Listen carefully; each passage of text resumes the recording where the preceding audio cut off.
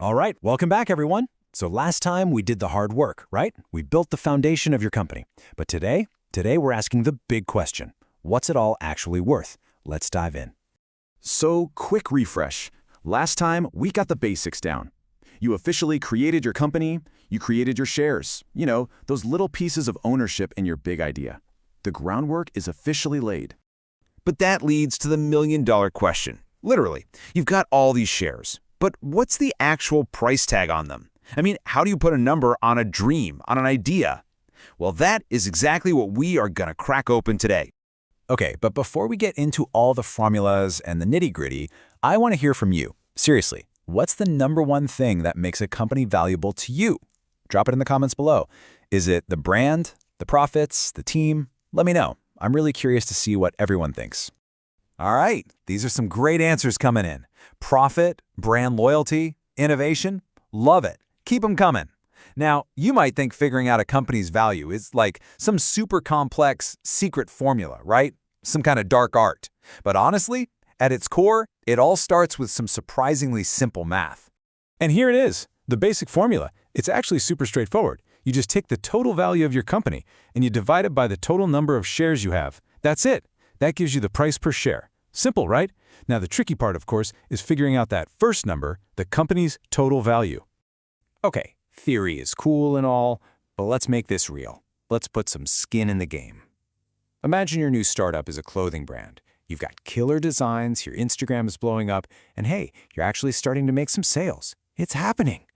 So, you look at everything, your equipment, your brand reputation, those early sales figures, and you decide, okay, my company is worth $100,000. For now, we'll just roll with that number. That's the whole shebang, the total price tag. And remember from last time, you created 10,000 shares to represent ownership in the company. Think of it like a pizza cut into 10,000 tiny slices. So let's do the simple math. $100,000 divided by 10,000 shares, boom, that gives you $10 per share. And just like that, every single one of those little pizza slices has a price. See? Not so scary, right? Okay, but here's where things get really interesting. That $10 price tag, it's not permanent. It's not set in stone. In fact, that number can change a lot depending on whose eyes are looking at it. Let's get into that. Yeah, see, a company's value isn't like a price tag on a shirt in a store. It's way more fluid. It's a number that gets debated, negotiated, and looked at from totally different angles. Perspective is absolutely everything here. So let's break down the three main players in this game. First up, you got the seller. This is probably you, right? The founder. Your goal is simple. Get the highest price you possibly can. You're selling the vision, the dream. Then there's the buyer. They're a bit more cautious. They want a fair price, and they're looking hard at the risks. And finally, you have the investor. They have one thing on their mind, profit. They're thinking, okay, if I put in $10 today, can I get $50 back later? They are all about that future growth.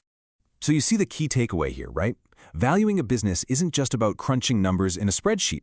It's a conversation. It's a negotiation between these different people, and they all want different things.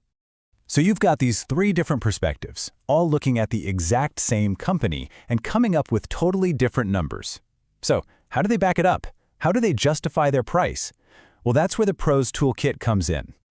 You know that $100,000 value we just used for our clothing brand? In the real world, the pros, they don't just, pick a number that feels good. They don't guess.